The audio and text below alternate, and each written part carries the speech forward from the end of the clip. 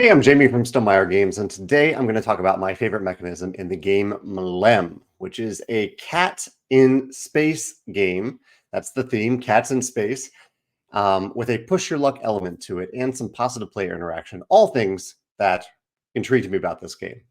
Here's what it looks like on the table. There we go. There's the box. You have this long rubber playmat, neoprene playmat, that shows you this path that you can take with the spaceship, and you each have your own little cat. All the cats are the same, at least in the core game that I played. And the whole idea in the game is that each player takes turns as a pilot, as the captain of the ship, and each player this is the ship over here. Each player takes one of their cats. You have 8 cats, each with a slightly different ability, and you put it on the ship, and then you take off. The pilot takes off. And what they're doing, in fact, here's an example here. The ship is right here next to a 1 and a 3. They're going to roll all dice that are currently available. And if they roll at least a 1 or a 3, they get to advance and move on instead of crashing. If they don't roll a 1 or a 3, they crash. If they roll multiple dice of one of those numbers, they have to use all the dice of the number or numbers that they choose. So if they roll 2 3s, then they would move 6 spaces if they choose to use that number instead of, say, a 1 that they rolled.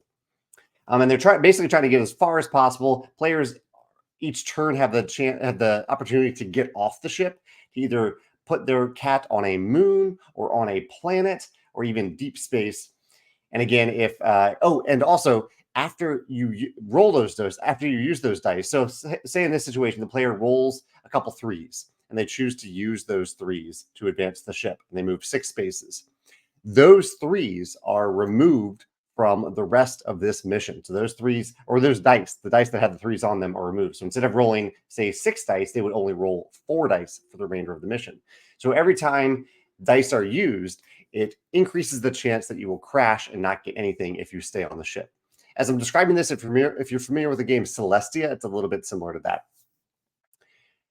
Here's the twist. A couple different twists here that I really like. One that I've already shown you, one that I'll describe. The one that I've already shown you a little bit is that the cats that you put on the ship are different. Each player has the same 8 tokens, but each of the 8 tokens is unique, and they each do a different thing. So, for example, down here we have a token that says, if this cat ends up on a moon, it's worth double the points at the end of the game, which is great. Double the points. So that gives you a reason when you put that cat on the ship, an extra reason to get off on a moon instead of going to a planet or deep space. This one says that the pilot can use this as a 1 value die whenever they want. So if they rolled, in this instance, if they didn't roll a 1 or a 3, they could use this 1 to not crash and keep on going. All 8 of these are different, and some of them, a number of them, I would say at least 2 or 3 of them, help all players. It's this really nice aspect of positive player interaction. You're on the ship together. You're hoping to get more points in this competitive game, but you can use these tokens to either start further along the track, to like this one is a positive player interaction thing. You're helping everyone on the ship with this 1 value die. I really love stuff like that in games. My favorite mechanism, though, I think, even more than the unique cats that you're putting on the ship, is the element of Afterburners. So I talked about these dice a little bit. These dice are not numbered 1 to 6. Rather, they're numbered 1, 2, 3, and 4, and they have one side of the die is this Afterburn icon. You can see it on some of the spaces. Here's one right here. So this Afterburn icon says that if you roll, say, 1 Afterburn icon and the ship is right here, you would advance 1 space because there's 1 pip on that Afterburn icon. This one has this Afterburn. It's either Afterburner. I'm not exactly sure. This one has 2 pips on it. So it means that for every Afterburn icon that you choose to use, you move 2 spaces. So that's great in itself. You have different definitions for what the Afterburner icon is on this track.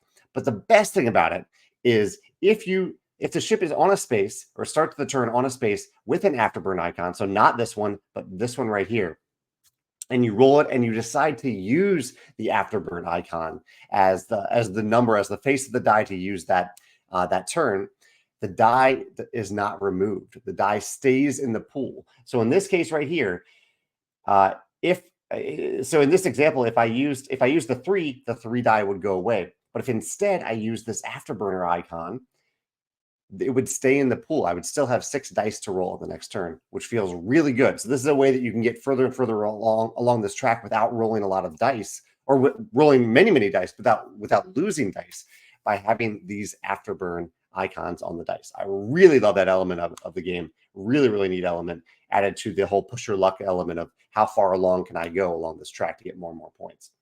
So yeah, those are my thoughts on my 2 favorite mechanisms in MLEM. I really enjoyed my first few plays of this game, and I look forward to playing it more. I'd love to hear your thoughts if you can think of other games that use I don't know. I like push your luck games in general that have something like this, a face of the die that feels really good. Let me know any examples of that you can think of in the comments, or if you think of other games like this. I mentioned Celestia, that have all players doing something together and contributing to a mission, even in a competitive game. I'd love to hear examples of that in the comments below as well. Thanks.